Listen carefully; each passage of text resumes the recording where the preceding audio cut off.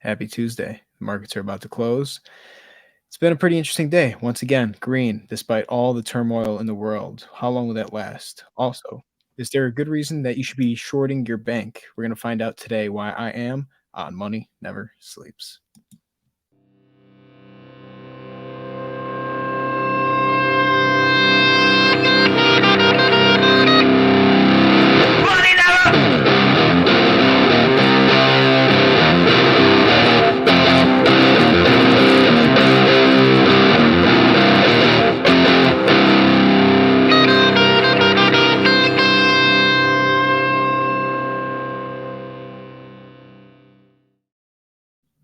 Good afternoon. Glad to be back here with my friend House. Once again, nothing before we get into anything, nothing we say is financial advice. Everything we do here is 100% our opinions. Before you make any financial decisions, consult with your financial advisor or just do some research. But nothing we say is financial advice. So obviously, proceed with caution when you are about to make decisions in the market. What a green day. I think a lot of people were expecting some red. Definitely saw a kill in volatility. The VIX absolutely eating shit today. Um, I've just been keeping an eye on TradFi because I was kind of anticipating that this would be a green week going into some important data. But yeah, it is what it is. We're back to back days where the markets are green, and I think a lot of people are maybe getting a bit fooled out here. So, House, what are you seeing today? What is interesting you in this market, and how are we doing today? What's interesting me? ETH getting low, Bitcoin dropping. Love to see it. I'm hoping we can continue pushing down. Stock portfolio was up, so that's It's not. happy. Not sure what it's going to be looking like next week, but loving seeing the green this week. But I think the highlight of this week is we got Caroline Ellison taking the stand in the SBF trial. We already had weighing up, and he was, the CTO. He detailed the back end of what was going on in FTX. The Ellison, CEO of Alameda. This is where it gets good. SBF's ex-girlfriend. So, he spilled the diary that she had, trying to, meddle, do whatever pre-trial. Now she's on the stand, and I'm wondering what wasn't in the diary that might come out. I heard that there's a lot of bonus features on the tape. So we'll find out probably a lot more information once that is brought up as evidence in the court. Whether it will or not, I have no idea. But I am waiting to see because that would make a great fucking headline for the show. But yeah, interesting stuff. I haven't been keeping up with the SBF case at all or FTX. I've just been kind of getting some of the clips and some of the dialogue from Twitter. That's about how I've been keeping an eye on it. We're going to come back to that in a little bit. I do want to talk a little bit about what's going on in the markets this week. Obviously, we're in earnings season now. So, earnings season, it's either hit or miss, right? I think a lot of people are very, excited when a company beats expectations. You could have the lowest expectations on the planet and still seem like you're doing pretty well. But again, ultimately what it comes down to is corporate profits. I think that's something that a lot of people are not taking into account. At least they haven't done so this year because corporate profits are down considerably from the year prior. But we're beating expectations, and that's apparently a really good sign. I guess only if you have liquidity, and the market I think is in a place where the liquidity is starting to dry up. But I do want to pull up the earnings calendar because we did get some earnings today. There's a lot actually that are going live today. As you can see, we're here on Yahoo Finance, even better than Yahoo News. But we got about 131 earnings today. And it's really interesting when I look at all of these because a lot of these are just industries and, a lot of companies I don't necessarily keep in mind when I'm looking at the market. Um, there's one that really caught my eye, and I think it's like one of the only ones that is actually reported, but it's Saratoga Investment Corp. This one came out today. They were expecting to be, they're expecting that the earnings was going to be about 1.08%. Actually came in at 0.65%. So it's a negative 39.81% difference than what they were anticipating. That's not a great sign, especially from a financial institution. So they're down about 2.51% today total in the stock market. But yeah, we're starting to see these earnings come back. It's something that you have to keep in mind. I think Yahoo Finance does a pretty good job of showing where the earnings estimates are and the difference between what the actual numbers that are reported, right? So this week, we got a lot of earnings that are coming out. Apparently Friday isn't Bank of America. That was one that I was really keeping an eye on. They're coming out Monday, I believe. But we could see that we have, 78 earnings coming out tomorrow. So a lot of financial, a lot of medical stocks that are, releasing their earnings. So we're going to keep an eye on that. We'll also see Thursday has a pretty good amount. We got Walgreens and Rite Aid. A lot of these institutions, these smaller stores, a lot of these are medical and then information-based stocks as well. Then Friday we have some bigger ones. Obviously, Friday is the one where we got a lot of banks. This is going to be a really important one. I think it's going to be pretty interesting. I think some of the ones that we're gonna have to keep an eye on are obviously Citigroup. I think Wells Fargo is going to be an important one. First Republic Bank. We'll see how that plays out. But BlackRock's also reporting too. We got PNC. This is a key one. I think PNC, Wells Fargo, and Citigroup are going to be really important come Friday. And where is it? Monday. Monday is it Monday? Maybe it's Tuesday. Yeah, Tuesday's Bank of America. Okay, so that's the one that we're going to want to keep an eye on because Bank of America apparently has tons of losses, unrealized losses, and if some of those start to come to fruition, watch out. We'll touch on that in a second, but yeah, what do you think for earnings season? Do you think it's going to be one of these things where if we beat expectations, it's going to be good for the market, or do you think we're going to be in one of those scenarios where it's like, no, actually, bad news is bad news once again? No, yeah, I think it's bad news is bad news because I think really what that equates to in my head, given the at-large macro, is that means it's a lot of deals that from last quarter got pushed to this quarter because forecasting wasn't looking good, but there wasn't an urgent need to satisfy on the books until then. And so I think ultimately what this means is forecasting probably isn't looking great at all for next quarter. Mm-hmm. And next quarter's earnings season is going to be putting a hurt in a lot of companies. Absolutely. I think that the banking institutions are definitely going to be the ones that are be a little bit more susceptible to some really bad price fluctuation here. And I mean, just everything coming out in one day. Like again, if we look at this on Friday, how many of these are in, the ones that not only do I have exposure to shorting, but are these ones that we looked at, in the past with that spreadsheet from John Titus, where it's saying that some of these banks are in really bad places. They took a lot of, percentage of their equity that's operating as Federal Home Loan Bank. A huge part of that is part of their equity. We also know that a lot of them have over 250K as a percentage of their total deposits. So a lot of, whale banks, right? PNC is one of them. PNC has a huge amount of money that's in their banks. They're reporting Friday. They're expecting to be up 3.1%. In terms of estimates. I don't know if that's going to be accurate or not.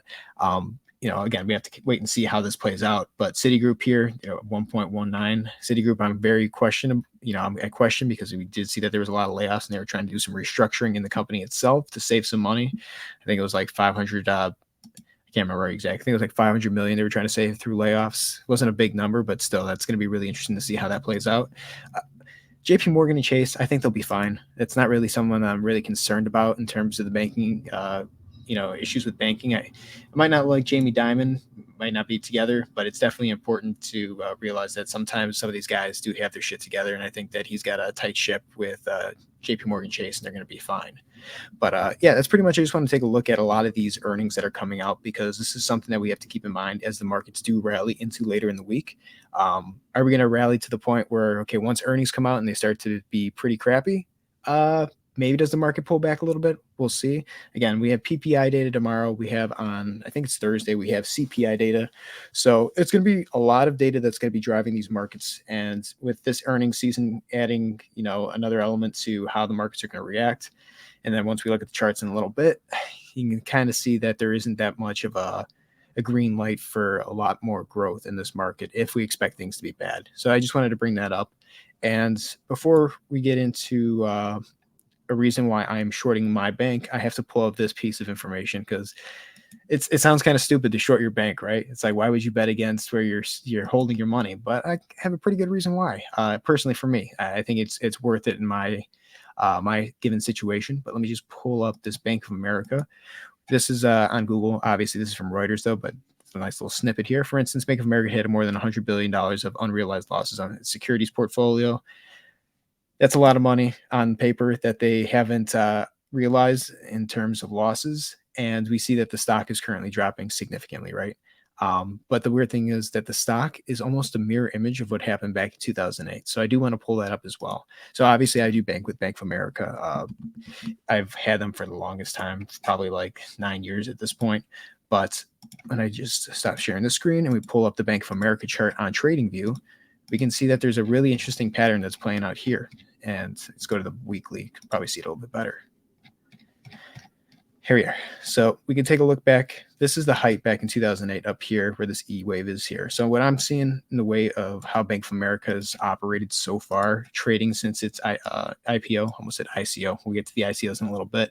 But I see that we've made a 5-wave move to the upside since the beginning, back in the early 70s, all the way to the point where we got to the height in 2007, right before the financial collapse. And what I'm seeing here, very similar to Citigroup, which is putting in these large macro structures over time, is that we're in the middle of this huge ABC corrective wave to the downside. I believe that our first wave down, this A wave that was corrective, which took us from roughly $55 a share all the way down to around $2 a share, was put in during the great financial crisis, right? And then we had this corrective move all the way from 2009 to roughly 2022, November 2021, where we've rallied pretty significantly. And this could be a flat correction where we get pretty close to hitting the top of where that origin wave is, and then we just have to correct down and we meet the A wave equal to where we once were. We've already corrected a significant amount since the top of this move, right? Let's see, we were at $50 a share from the top of this market move in the bull market, and we could see that here 55, so roughly not too far off, right? It's a lower high is what it is. But if we look at this here, I mean, let's take this height down up in 2007 to the low down here. That's a 95% move to the downside. If we grab the 95% move from where we currently are from the top here in 2022 to 95 down, I mean, that roughly puts us right in the same ballpark that we were back in 2009 at the bear market low. So when I'm looking at this and I'm seeing this trend line that we're also putting in here, we found support here back in April of 2016, found support back here in April of 2020. This was, the COVID collapse. Right now, we are just hanging by our fingernails onto this 200 EMA on the monthly. You can see that the 50 EMA is coming down. If we start closing below this 200 EMA on the monthly, we are in some deep shit for Bank of America. And that doesn't mean that Bank of America is done for, right? We've already put in the death cross here back in May of this year. Obviously, the price is breaking down. But I'm not saying that Bank of America goes to $2 and it's over. Like, obviously, Bank of America goes under. Just the value of the bank wasn't what it was back in 2022. So for me, looking at this and being someone who is currently, banking with Bank of America, it's not 250K. I'm not worried about that at all. But if I see opportunity, I'm going to take advantage of it. And it's kind of obvious in the options contracts for which I'm shorting. I don't see anyone bidding on them. And for the time horizon, I think it's very possible if we do see a credit crunch, we see a lot of money flee out of these banks. It's very possible that this could be another logarithmic, another fractal. Sorry, got my math terms messed up there. Another fractal, pretty much similar to 2008 to the point where we could drag that drop right back into there and we're right in the same place, and then finishes this huge ABC correction that we've been putting in for 15 years. So that's just kind of my thought as to why I'm shorting Bank of America. I know that's kind of in depth, but I do think that with a lot of these unrealized losses, a lot of people fleeing the bank system, I know that the Fed is pulling money out. They continue to tighten, and as rates continue to rise, well, we might be in a pretty bad place for a lot of institutions and banks. And I think that this is one that, even though I'm banking with them, it makes sense for me to take advantage of, potential 95% drop in the market. Yeah, no. Speaking of drops in the market, we're gonna get there in a couple of minutes, but we're experiencing one on the crypto side live. So. Oh, really? Are we? Yeah. Where are we seeing it drop? Is it ETH? On ETH and Bitcoin. ETH just hit 1550 and bounced up. Nice. I wasn't watching Bitcoin, but yeah, excited when we get there later in the show. Absolutely. We'll move along here, but Bank of America, I don't think that they're going to go under, but I do think that the value is there in the short position. That's why I took it today, and I put my money where my mouth is. And if is what it is, if it doesn't hit, if not, I got until June to see if that comes to fruition. I do want to talk about another thing before we get into some of the fun stuff, the crypto, the FTX, the Binance, all the cool shit that us young kids love. Keep an eye on. Let's go into the bond market. Wow, how fucking fun is that, right? But this is the treasury market sell-off. This is a market watch. I was taking a look at this, and it's been the worst bond market since, I believe, 1860. I was looking at this chart that Bank of America released today, and we can see that we're pretty much down negative 24.7% in terms of sell-off. So that's a huge, compared to where we were back in the 1860s, what was going on in the world at that time, obviously a civil war. Half the nation didn't exist. It was somewhere else, different nation, different name. But yeah, this is, we've been in it for 28 months, which is a pretty long time too. It's also the second longest bear market that we've seen for treasuries. The other time being, early 1800s. But this isn't a good sign, right? We see that, this is how a lot of the US operates. It operates off debt. So if people are selling this off, that's not a great sign for the government. I know that they're not happy seeing these numbers, right? And if the yields have to keep going up because the rates keep going up, I think a lot of people who are bought some of these treasuries fairly early, maybe too early, perhaps, or starting to incur some pretty decent losses. So I think that seeing this is a really bad sign for equities because eventually I think the United States is going to have to do something. I say the United States like they're fucking actively trading. Maybe they do. Well, they are. We know that. We've seen what Congress is doing. We see how well Congress is doing with a lot of these military stocks since the beginning of this week. But there's a good chance that the stock market and a lot of equities could drop to save the treasury and bond market. It's a possibility. I think a lot of people are floating around. I'm keeping an eye on it because I think that there is some truth in this. But when you see that the bond market's this bad, it hasn't been as long as obviously in the 1800s, but it's definitely the most difficult period of time for US debt. And I think that if things get worse globally, it's only going to keep bleeding and causing yields to rise and causing a lot more issues for the stock market, which could potentially lead to, not saying the worst crash, but it could lead to an extremely bad crash that people aren't anticipating necessarily. So if you got anything to say on that, or are we good to move on? Yeah, I think we're good to move on from that I one. know bonds are like pulling fucking teeth. They suck. They're boring, but at the end of the day, it is going to affect how the stock market plays out. Let's get into the fun stuff. I'm going to turn it over to you. Do you want to dive into the FTX, Caroline, sex tape, anything that I said that cheekishly, but if No, you want yeah. So as far as what's come out of testimony, there hasn't been really any major bombshell that we didn't already know. Basically, Ellison said at SBF's direction, Alameda misused $10 billion of FTX funds, and it was essentially just used as a slush fund for Alameda, whether it was its trading or whatever else they were doing partying wise. She also pretty much said like their relationship wasn't great. She said he didn't have great empathy, which was something he also said, and also just had a bunch of negative personality traits. They were on again, off again, constantly breaking up and getting back together. And then the other thing that was funny was when the debts started becoming clear as FTX was dissolving, apparently SBF, and this came out in court documents, blamed it all on Ellison, blamed it all on Caroline. It was not his fault, it was hers. And it's like, well, I mean, there may be some truth there, but I don't really know how much of that I'm buying.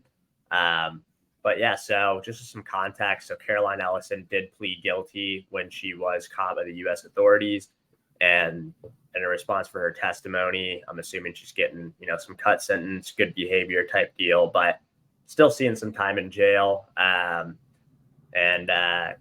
I think hopefully by tomorrow we'll have more details on whether anything did come out about, some of the more illicit stuff, because when the prosecution gets to examine her and question her, the defendants also get to cross-examination, or the defense attorneys, right? So that's something where they'll try and demonize her character. A lot of rumors of drug usage, orgies within FTX, and stuff like that is definitely something, if I was a defense attorney, that I would point out to try and take away credibility and legitimacy from a witness on the stand.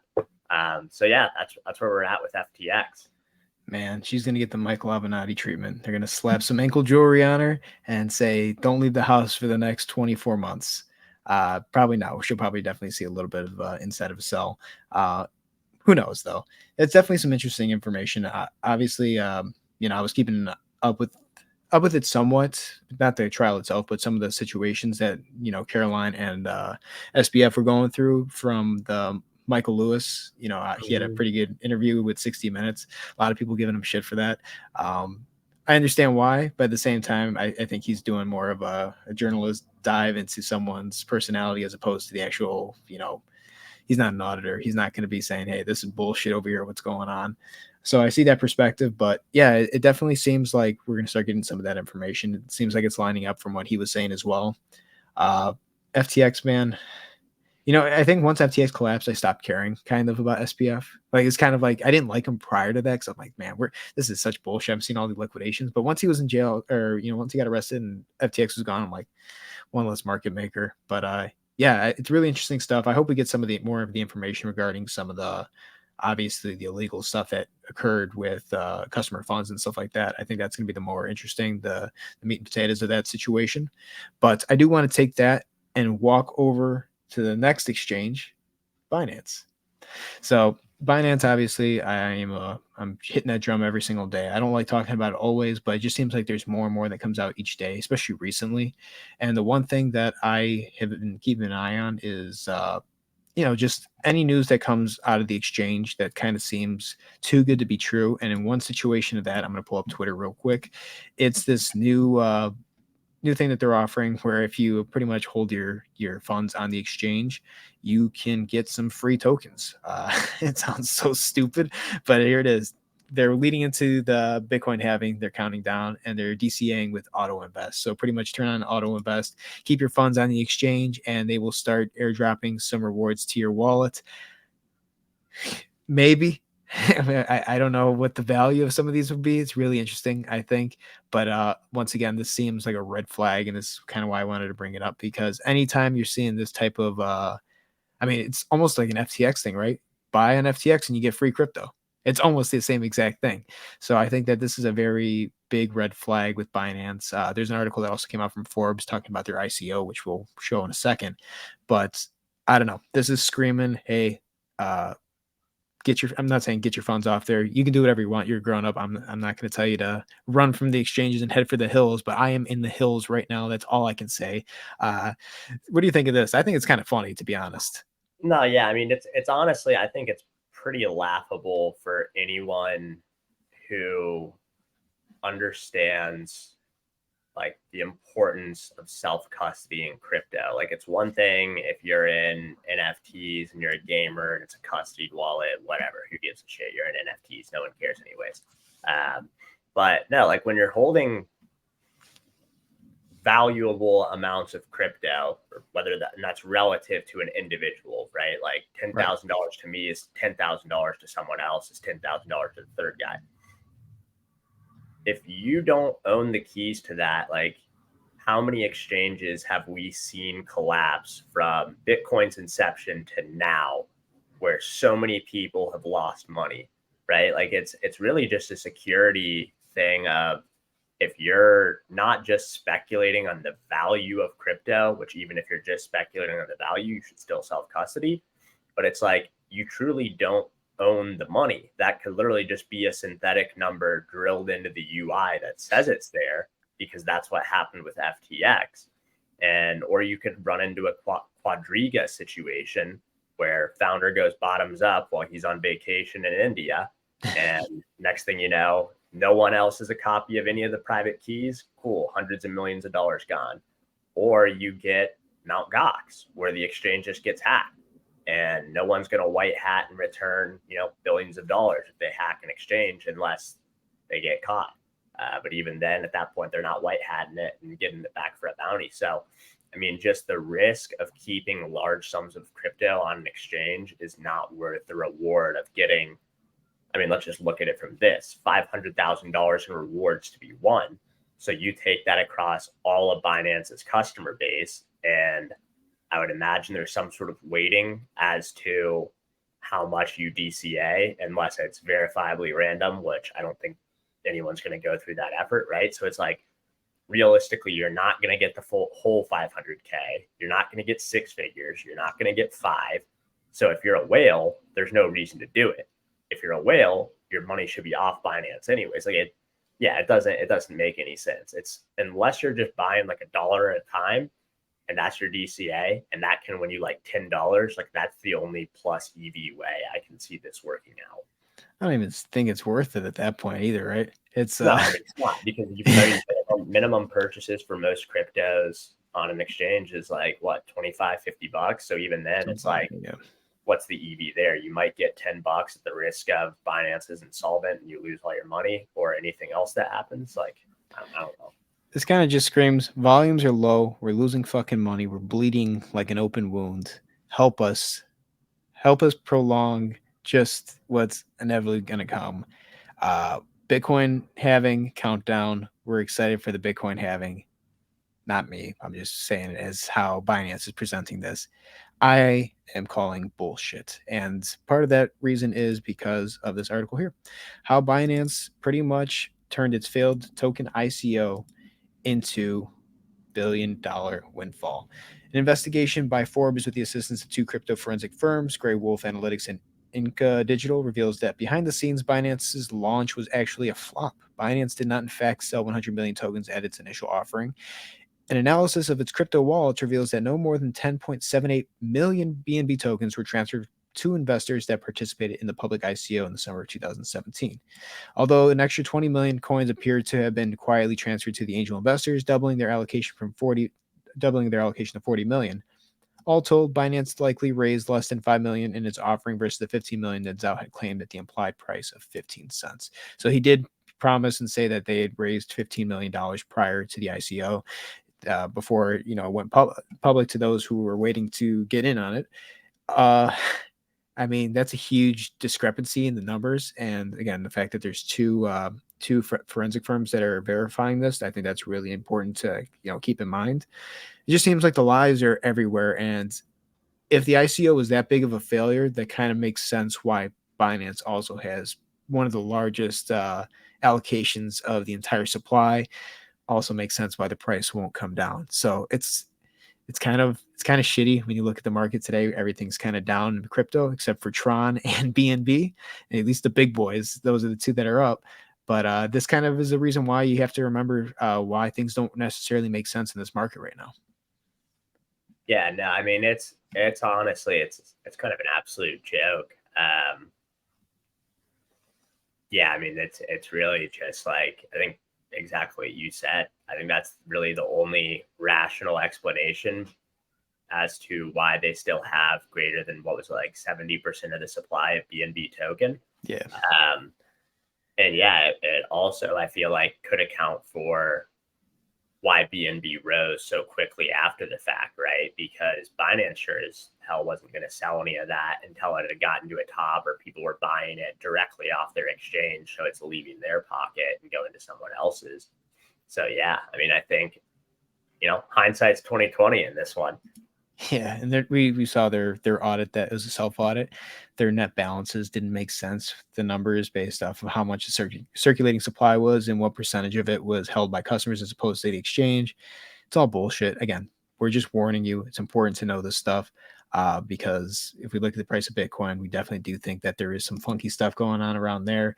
Bitcoin, you said it was selling off a little bit. Looks like it's being bought back currently. Wow. We're going to pull up Bitcoin on the daily, and then we'll go into some of the smaller time frames, because it is important to look at the daily still, because I think we're in a pretty critical level right now, right? Obviously, we're in this parallel channel. We've tested once, twice. We're looking for thrice. And, if this doesn't hold this time around, you got the 15 to 200 EMAs down there. It's a good chance. Chart up. What happened? Can you throw the chart up on the screen? Oh yeah, I could do that. I forgot that, that's my responsibility to do that. I thought I was actually sharing the screen. I am so sorry. But here we are looking at the chart once again. But here we are, once, twice, thrice, hit the bottom of the parallel channel. I got the 15 to 200 EMAs right here below us. We did test the bottom of this parallel channel earlier today, bounced right off of it. How long will this hold? I can honestly tell you, I have no idea. But I can tell you this: you're in a parallel channel, volumes are low. It's a good chance that if we do see a dump in the market, it's going to go below here, and we're going to test some of this levels down at the origin. The origin is at 24,905, which would put us under 25K. Obviously, 25,284. Look how much support we have here on the daily. 1, 2, 3, 4, 5, 6, 7, 8, 9, 10. Almost, there's tons of daily candles that just keep bouncing off this price. So that 25,284 is going to be a huge level that we're going to need to break. But I do want to pull up the hourly now, considering we did have a bit of a dip and it looks like we came back here. Yeah, I mean it was going downhill fast about 10 minutes into the show, and then right at the 5 minutes. hourly close, it rebounded and ended up closing green on the hour. Bastards. Yeah, we can see the candle right here, right? Here it Mhm. is. Yeah, I mean, it was down, it's up. I mean, it shot all the way down. It's Thor's hammer right there. It's pretty much what it is. But we can see how overbought it's getting on the hourly soon. So if we do test some of these levels down here once again, I wouldn't be surprised. There's a lot of noise on the hourly. And again, we are in this range where it just keeps going back and forth within this $1,000 to $1,500 range. It is not fun. It is not fun. I mean, it's a great time if you're a trader and you know, okay, this is just infinite money, just buy low, so high at this point.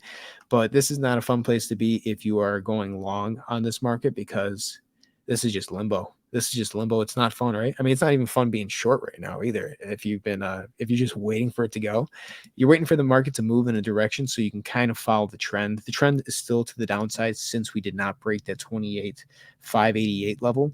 But I mean, I'm not having fun just sitting here in shorts right now. Not in a bad way. I'm happy with my shorts, but I just like, do something, guys. Come on. We got the death cross here. Went right back into a golden cross. Uh, I think there's a lot of funky stuff going on with TUSD that we saw back in September. We do know that there was a potential shortfall that we saw in Binance back in September with billions of dollars in TUSD minted. A lot of liquidations recently too, right? That might be a good idea to pull up the liquidation chart right now. Let me see if I have it on CoinGlass. But yeah, liquidations have been pretty wild. I honestly been looking at some of them for not just Bitcoin, but for some other coins as well. Here we are. Here's that. Let me just share it real quick.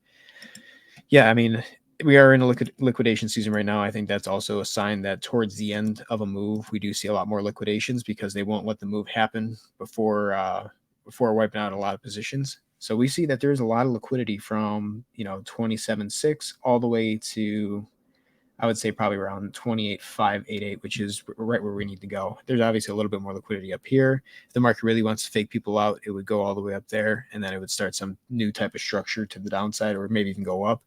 But we could see that beyond this, we have a lot of room to go before we start finding some more liquidity. But this also shows me that whatever is left in the market is really high leveraged.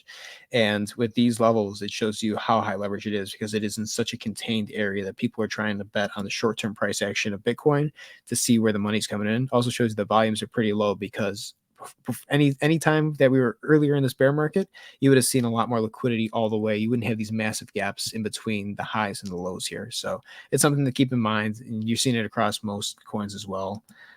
But yeah, it's not necessarily a great thing. Let's pull up ETH real quick on the liquidation chart too, just because we haven't talked about ETH in a while, and then we can Yeah, get into, so yeah. If you want to go um, take this away.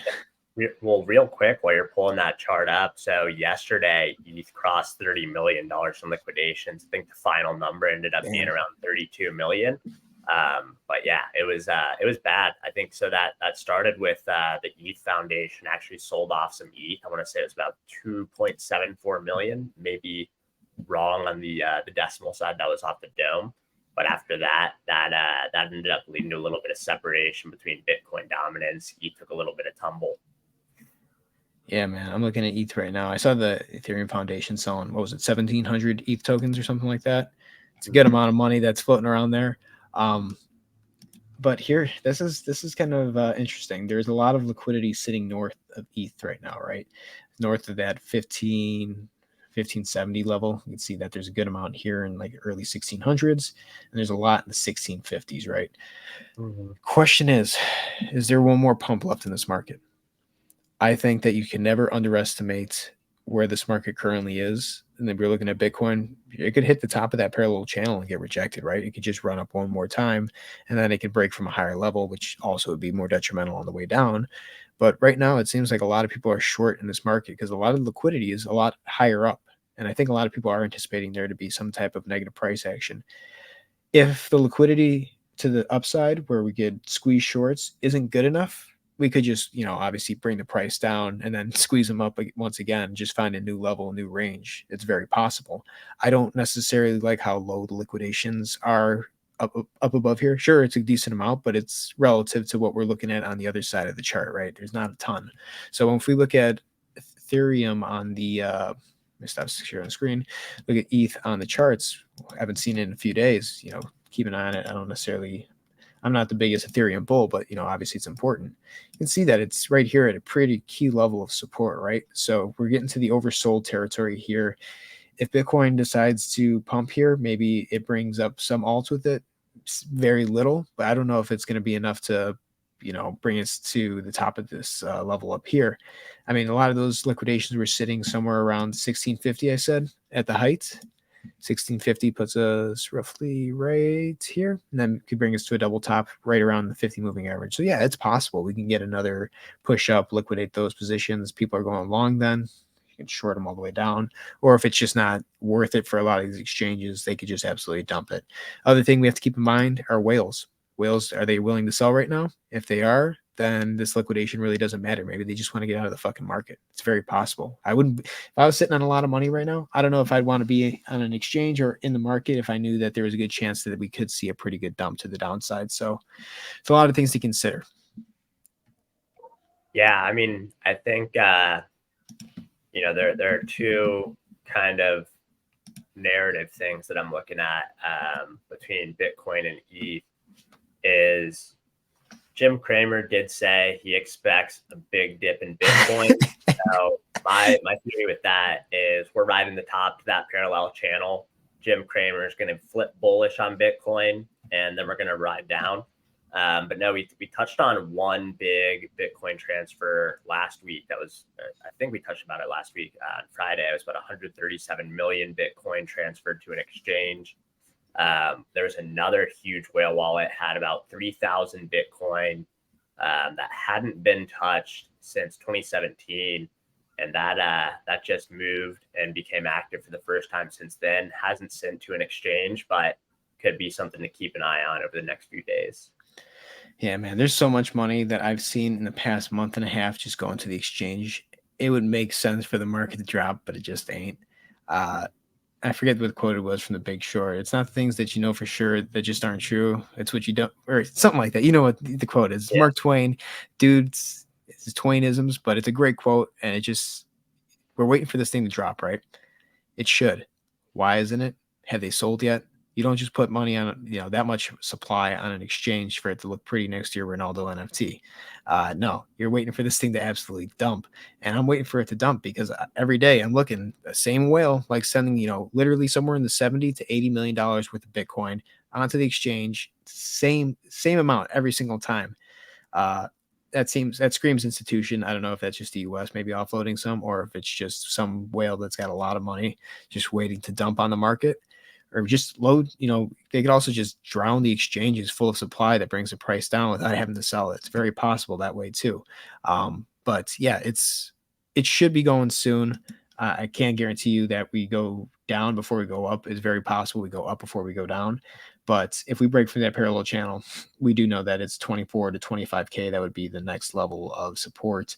Not necessarily in the short term, but definitely in terms of macro levels of support. Before we head out, there's two things I want to talk about. If you want to bring up Trader Joe or Trader Joe's, which one deserves the name? I think both have a place in this market for such a name.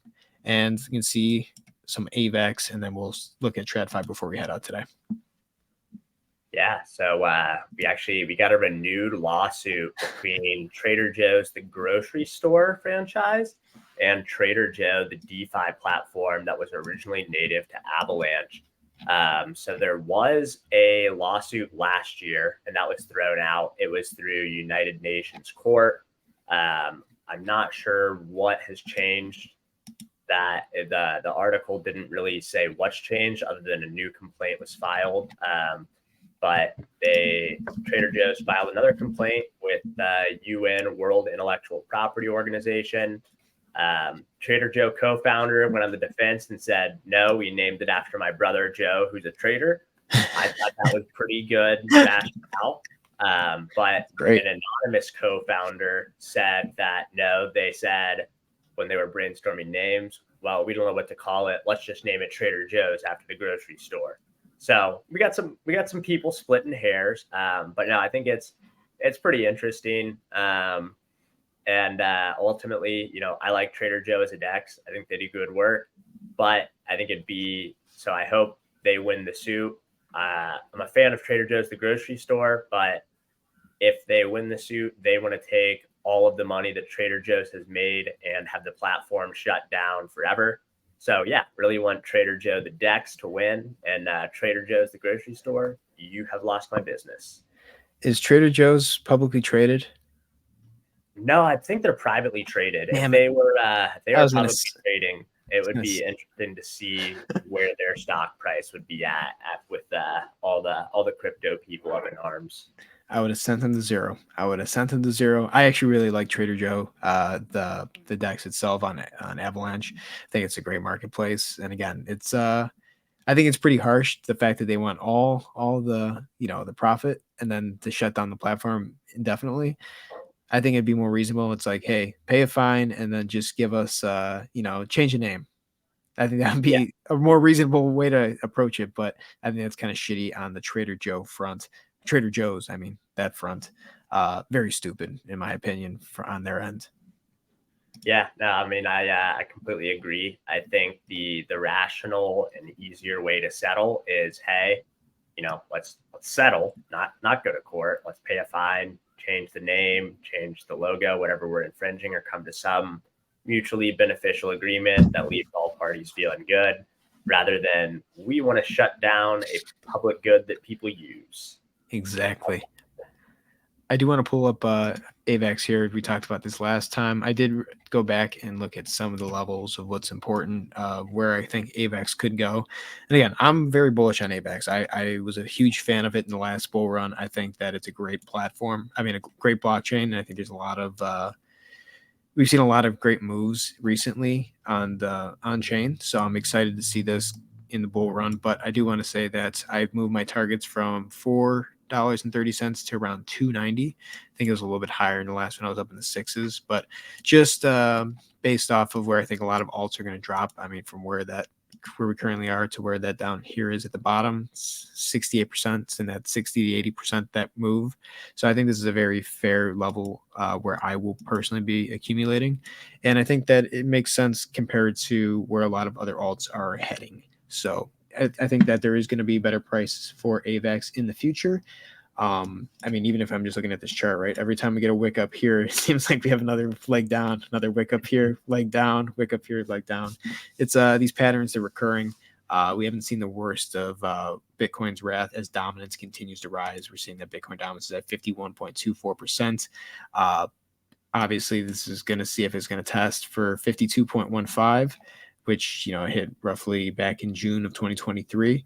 If we can break above that, watch out. That's going to be really important. On the front of other alts, BNB dominance, keep an eye on that. It's been obviously trending downwards, but every chance it gets, it's going to try and push the price up. I think that this one's slowly bleeding out. Again, I think most alts are bleeding out here. Bitcoin dominance at 51.24%. And like you said, it was up 4% since the month of September, 5%, since it's moved down. I think that this is in a pretty good place. But we're just gonna have to keep an eye on this. Bitcoin pumps obviously is going to go up more. If this dumps, it's going to go up more. I think that that's kind of the situation that we're seeing. If we're seeing sideways trading, it's going to kind of allow it to bleed out a little bit, I think. Before we head out, let's look at TradFi real quick because it's really important. S&P, we're going, and it looks like we already did it. We're looking to fill this gap up here. We're within it. The highest we can go probably is about 44,400 or 4,400. Man, I can't speak sometimes. 50 moving averages right here offering as resistance. We wicked up to it, got rejected. You see the stochastic RSI is getting close to overbought. Probably by tomorrow or the next day, we'll see this completely overbought. Whether the data in the markets or the news with earnings affects this, that remains to be seen. So keep an eye on this level right here. We could find rejection somewhere around there. The NASDAQ, obviously, there's a good chance we can come up and test this trend line once again. That could offer us to get rejected.